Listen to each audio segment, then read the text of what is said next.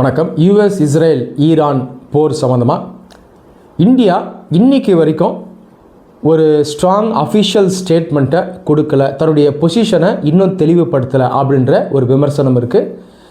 March 1 India நம்ம ஒரு ஜென்ரலான ஒரு ஸ்டேட்மெண்ட் கொடுத்துருந்தோம். வெஸ்ட் ஏஷியாவில் இருக்க எல்லா ஸ்டேக் ஹோல்டர்ஸும் ரெஸ்ட்ரெயின்ட்டை ஃபாலோ பண்ணணும், அதாவது தங்களை தானே கட்டுப்படுத்திக்கணும், சண்டை போடுறது சரி கிடையாது, இது இந்த பகுதியை பாதிக்கும், மற்ற நாடுகளையும் பாதிக்கும் அப்படின்ற ஸ்டேட்மெண்ட்டை கொடுத்துருந்தோம். ஆனால் இன்றைக்கி வரைக்கும் இந்தியா ஒரு ஸ்ட்ராங் அஃபிஷியல் ஸ்டேட்மெண்ட்டை ரெஜிஸ்டர் பண்ணலை, தன்னுடைய பொசிஷன் என்ன அப்படிங்கிறதையும் கிளியராக இன்னும் தெரிவிக்கலை.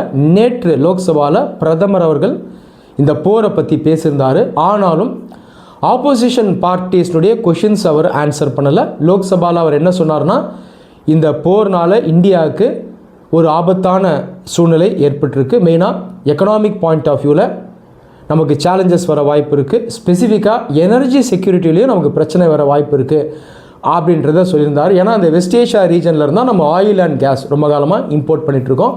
ஆனாலும் ஏற்கனவே அரசு பல நடவடிக்கைகளை எடுத்து வச்சுருக்காங்க. உதாரணத்துக்கு நம்மக்கிட்ட ஆயில் ரிசர்வ்ஸ் இருக்குது 5 மில்லியன் டன்ஸ்க்கு. அது இல்லாமல் எத்தனால் பிளெண்டிங்கும் நம்ம ஆல்ரெடி பண்ணுறோம் 20%க்கு. க்ரீன் எனர்ஜினுடைய கெப்பாசிட்டியை நம்ம அதிகப்படுத்தியிருக்கோம். ஸோ இந்த ஸ்டேட்மெண்ட்லாம் அவர் லோக்சபாவில் பதிவு பண்ணியிருந்தார்.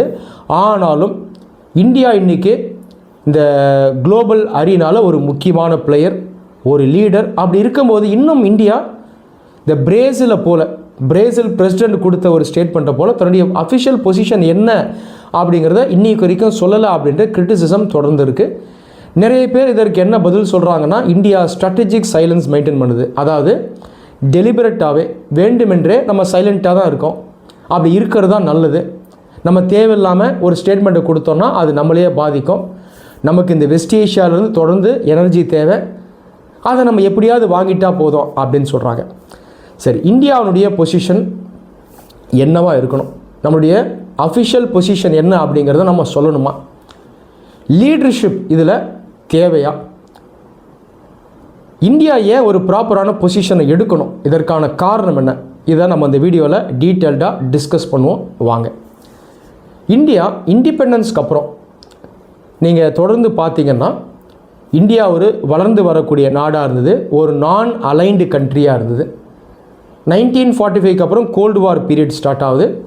அமெரிக்காவோட அலைனான நாடுகளை வெஸ்டர்ன் பிளாக்னு சொல்லுவாங்க, இதை ஃபஸ்ட் வேர்ல்டுன்னு சொல்லுவாங்க. இவங்கெல்லாம் டெவலப்டு கண்ட்ரிஸ். சோவியத் யூனியனோட அலைனான கண்ட்ரீஸை கம்யூனிஸ்ட் பிளாக்னு சொல்லுவாங்க அல்லது ஈஸ்டர்ன் பிளாக்னு சொல்லுவாங்க. இந்த நாடுகளை செகண்ட் வேர்ல்டுன்னு சொல்லுவாங்க. ஃபஸ்ட் வேர்ல்டை கம்பேர் பண்ணும்போது செகண்ட் வேர்ல்டு எக்கனாமிக்காக கொஞ்சம் பின்தங்கியிருக்கும். இந்த நான் அலைன்டு கண்ட்ரிஸ் இந்தியா போன்ற நாடுகளை தேர்ட் வேர்ல்டு அப்படின்னு சொல்லுவாங்க. இந்த தேர்ட் வேர்ல்டு தான் ரொம்ப பின்தங்கியிருக்கும்.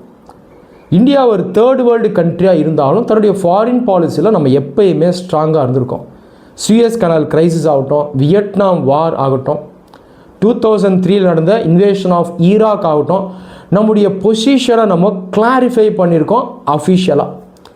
அதாவது இந்த சண்டை நடக்கிறது தப்பு அப்படின்னு சொல்கிறத தாண்டி நாம் எப்படி இந்த போர்களை பார்க்குறோம், இன்வேஷனை பார்க்குறோம், லீகலா இல்லீகலா, இதெல்லாம் இன்டர்நேஷ்னல் லாக்கு பொருந்தக்கூடியதா அல்லதா, இது எல்லாத்துலேயும் பார்த்தீங்கன்னா ஒரு ஸ்டேட்மெண்ட்ஸை கொடுத்துருக்கோம். அதுக்கு சுயஸ் கனல் கிரைசிஸ் 1956 நடந்தது. Israel, France, Britain 3 western bloc நாடுகள் ஈஜிப்டில் இருக்கக்கூடிய சுயஸ் கனலை ஆக்குபை பண்ணாங்க. அந்த காலத்தில் பார்த்திங்கன்னா இந்தியா ஒரு புவர் கண்ட்ரி, ஏழை நாடு.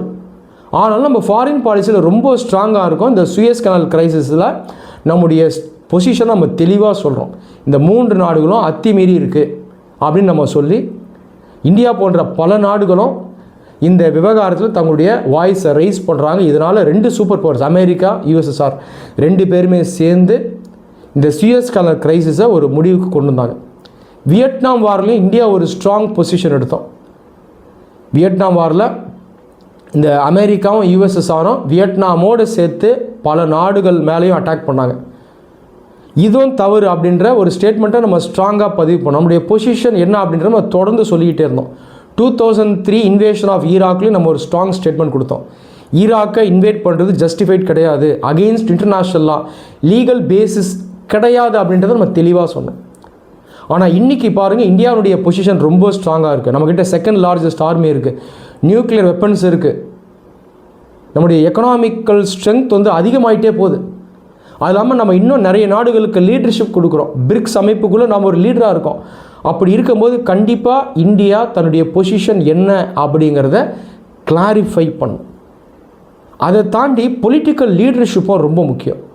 ஒரு நாட்டினுடைய லீடர்ஷிப் ஸ்ட்ராங்காக இருக்கணும்.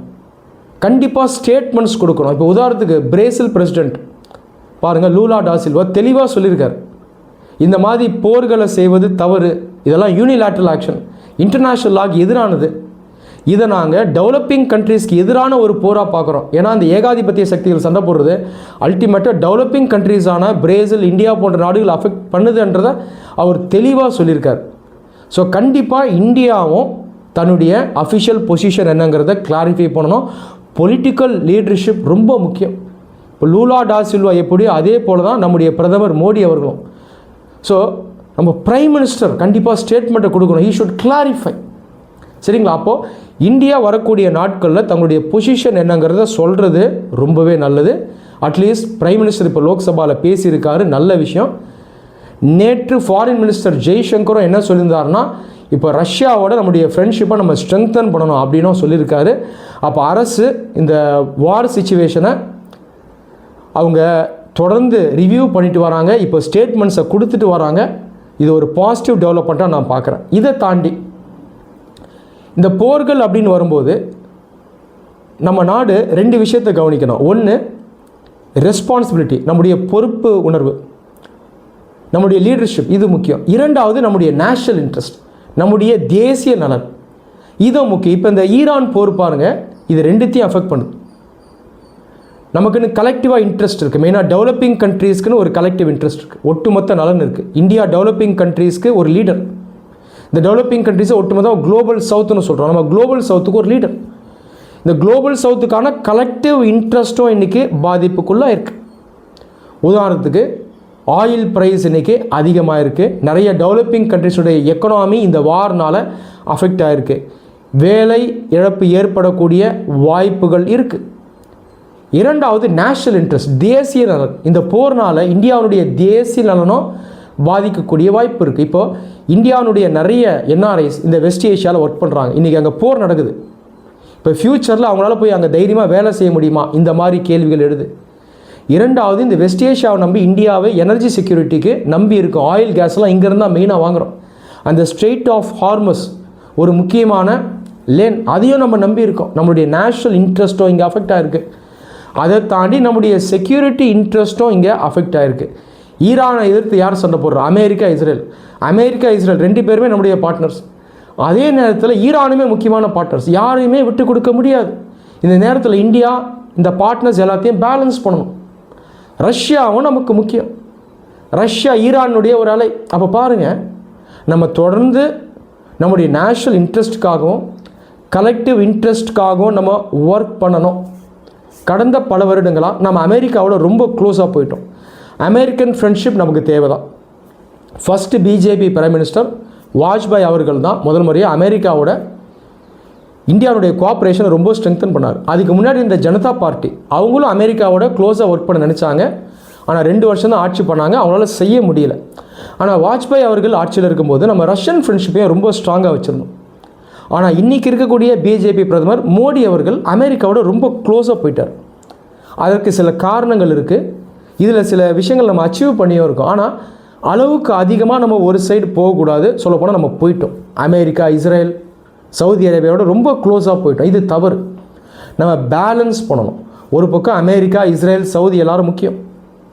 இன்னொரு பக்கம் ரஷ்யா, ஈரான், சைனா இவங்களும் நமக்கு முக்கியம். ஸோ நம்ம பேலன்ஸ் பண்ணணும். எந்த அளவுக்கு பேலன்ஸ் பண்ணுறோமோ அந்த வேர்ல்டு மல்டிபோலராக இருக்கும். மல்டிபோலர் வேர்ல்டு அப்படிங்கிறது என்னென்னா, இந்த உலகத்தில் ஒரு சில நாடுகள் கையில் மட்டுமே அல்லது ஒரே நாடு கையில் மட்டுமே அதிகாரம் இருக்கக்கூடாது. பல நாடுகள் மத்தியில் அதிகார பகிர்வு இருக்கணும். இது பெட்டர். இதை மல்டிபோலார் வேர்ல்டுன்னு சொல்லுவாங்க. இன்றைக்கி நம்ம மல்டிபோலார் வேர்ல்டுலாம் இருக்கோம். ஆனாலும் இப்போ அமெரிக்கா போன்ற நாடுகள் இந்த மல்டிபோலார் வேர்ல்டு டீஸ்டெபிளைஸ் பண்ண பார்க்குறாங்க. மறுபடியும் தன்னுடைய கையிலேயே அதிகமான அதிகாரத்தை அமெரிக்கா கொண்டு வரணும்னு நினைக்கிது. இது யூனிலேட்ரலிசம் அப்படின்றது சரியானது கிடையாது. நம்ம இப்போ அமெரிக்காவோட ரொம்ப க்ளோஸாக போயிட்டோன்னா அமெரிக்காவுடைய யூனிலேட்ரலிசம்க்கு நாமுமே சப்போர்ட் பண்ணுறோம் அப்படின்றது உண்மையாயிடும். இதை நம்ம செய்யக்கூடாது. ரஷ்யாவோட நம்ம ஃப்ரெண்ட்ஷிப்பை கொஞ்சம் கொஞ்சமாக இழந்துட்டு வரோம். ரஷ்யா இன்னும் ஃப்ரெண்டு தான், ஆனால் நம்மக்கிட்ட இருந்து விலகி போயிட்டே இருக்காங்க. கடந்த 7-8 வருஷமாக ரஷ்யா தன்னுடைய பெரிய விரோதியான பாகிஸ்தானோட ஒர்க் பண்ணிட்டு வராங்க. இதை இந்தியன் மீடியா பேசுகிறதே இல்லை. பார்லிமெண்ட்லேயும் நம்ம இதெல்லாம் பேச மாட்டோம். மற்ற நாடுகளுடைய பார்லிமெண்ட்டில் ஃபாரின் பாலிசி டிஸ்கஸ் பண்ணுவாங்க. இது ஒரு முக்கியமான டெவலப்மெண்ட். கடந்த 7-8 வருடங்களாக பாகிஸ்தானோட ரஷ்யா டிஃபென்ஸ் கோஆப்ரேஷன் ஸ்ட்ரெங்தன் பண்ணியிருக்கு. டெக்னாலஜி ட்ரான்ஸ்ஃபர் பண்ணுறாங்க. அது இல்லாமல் பாகிஸ்தானில் நிறைய எனர்ஜி ப்ராஜெக்ட்ஸில் ரஷ்யா இன்வெஸ்ட் பண்ணியிருக்காங்க. ரஷ்யா சைனா ஏற்கனவே க்ளோஸாக ஒர்க் பண்ணக்கூடிய நாடுகள். சைனாவோட பாகிஸ்தான் ஆல்ரெடி க்ளோஸ். இந்த 3 நாடுகளும் க்ளோஸாக ஆகிறாங்க அப்படின்னா இந்தியா நம்ம செக்லூட் ஆகிடுவோம், ஐசோலேட் ஆகிடுவோம், தனிமைப்படுத்தப்பட்டுருவோம். இது மிகப்பெரிய ஆபத்து. ஆனாலும் அமெரிக்கா நமக்கு ரொம்ப க்ளோஸ் பார்ட்னராக வருமானம் வராது. அமெரிக்கா பொறுத்த வரைக்கும் அவங்கள ஒரு ரிலையபிள் பார்ட்னராக நம்ம கன்சிடர் பண்ண முடியாது. பொலிட்டிக்கல் சயின்ஸ் படித்தவங்களுக்கு இது நல்லாவே தெரியும். ஒரு டிஸ்டன்ஸில் தான் இந்தியா வைப்பாங்க. அதனால் அமெரிக்காவை மட்டும் நம்பி நம்ம க்ளோஸாக போகக்கூடாது. நம்முடைய ஸ்ட்ராட்டஜிக் அட்டானமியை நம்ம மெயின்டைன் பண்ணணும். ஸ்ட்ராட்டஜிக் அட்டானமி அப்படின்றது ஃபாரின் பாலிசியில் நமக்குன்னு சுதந்திரம் இருக்கணும். எந்த ஒரு நாட்டினுடைய ப்ரெஷருக்கும் நாம் அடிபணியக்கூடாது. நம்முடைய முடிவுகளை நம்ம சுதந்திரமாக எடுக்கணும். இந்த ஸ்ட்ராட்டஜிக் அட்டானமியை வச்சுருந்தால் மட்டுமே பல நாடுகளோடு நம்மால் உறவு வைக்க முடியும். இதை மல்டி அலைன்மெண்ட்னு சொல்லுவாங்க. இந்த மல்டி அலைன்மெண்ட் மூலமாக தான் இந்த மல்டி போலார் வேர்ல்டு அப்படின்றத நம்மளால் ஸ்ட்ரென்தன் பண்ண முடியும். ஸோ இதற்கான நடவடிக்கைகளை இந்தியா தொடர்ந்து எடுக்கணும். அதை தாண்டி இந்த டெவலப்பிங் வேர்ல்டுக்கும் இந்தியா லீடர்ஷிப் கொடுக்கலாம்.